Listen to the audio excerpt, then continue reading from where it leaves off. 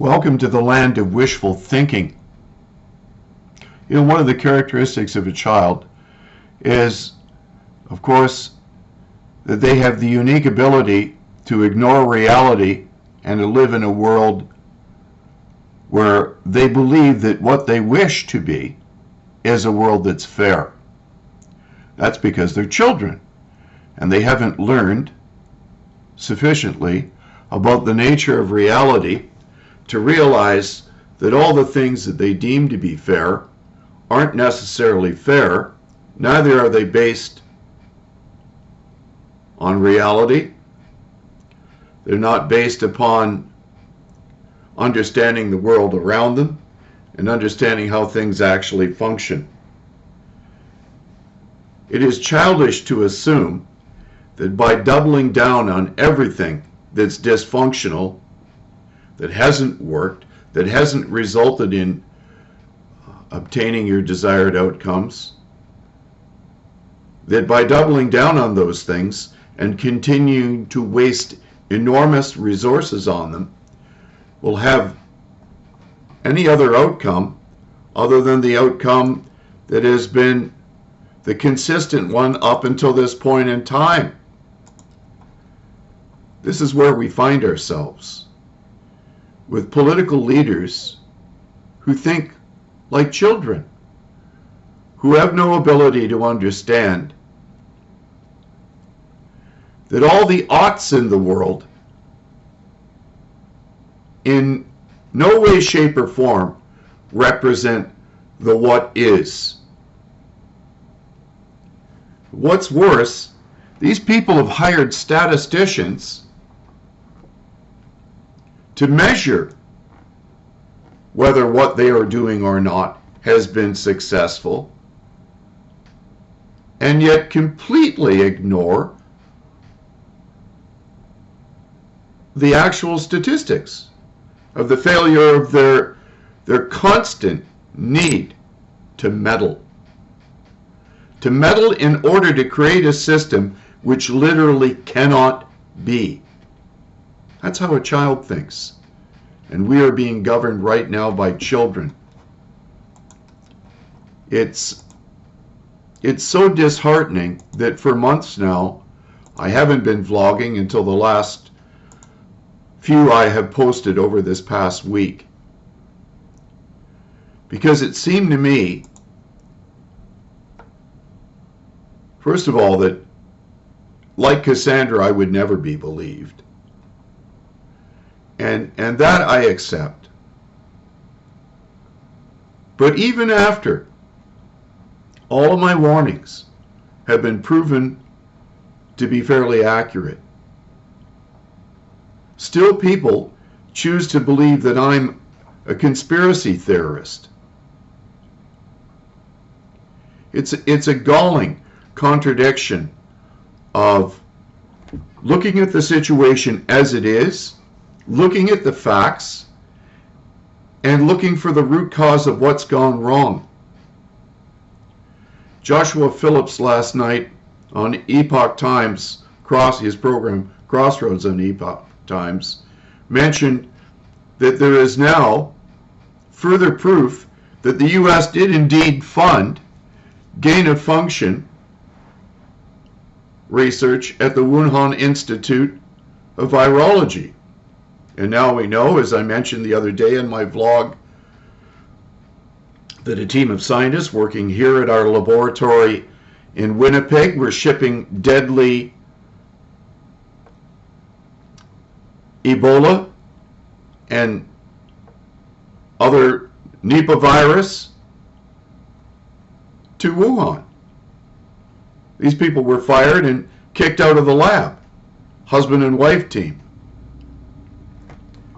No one is asking what the root cause of the single most disastrous year and a half, 2 years of lockdowns.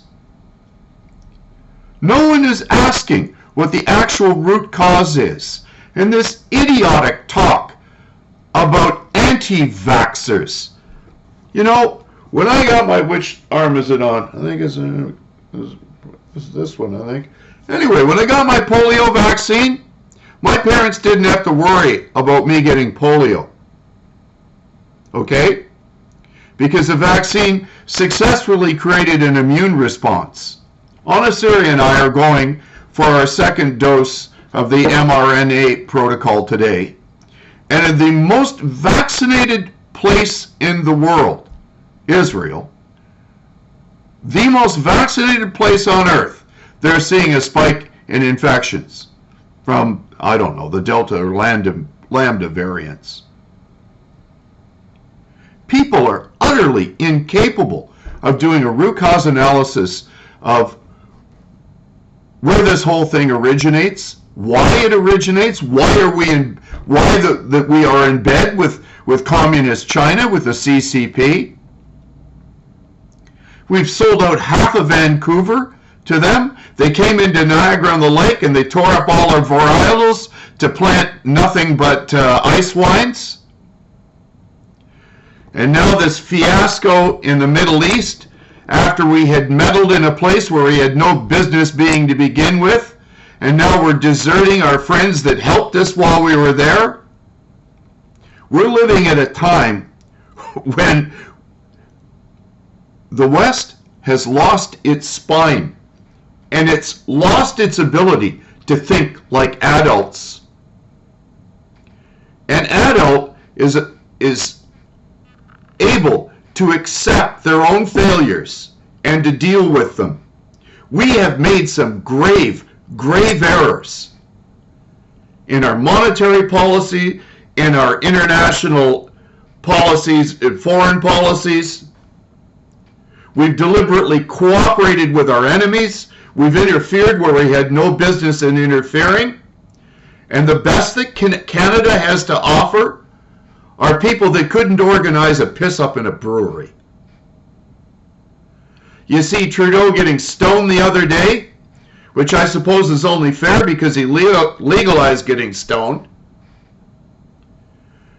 The nation is in a violent uproar, which obviously can't solve a political crisis, because there is no solution to a political crisis that isn't based on philosophy, ethics, epistemology, and yes, indeed, religion. This is a moral and spiritual crisis that we're facing, where adults are captured by magical thinking, living in an idiotic world of what they think ought to be. Well, it's not the world that is.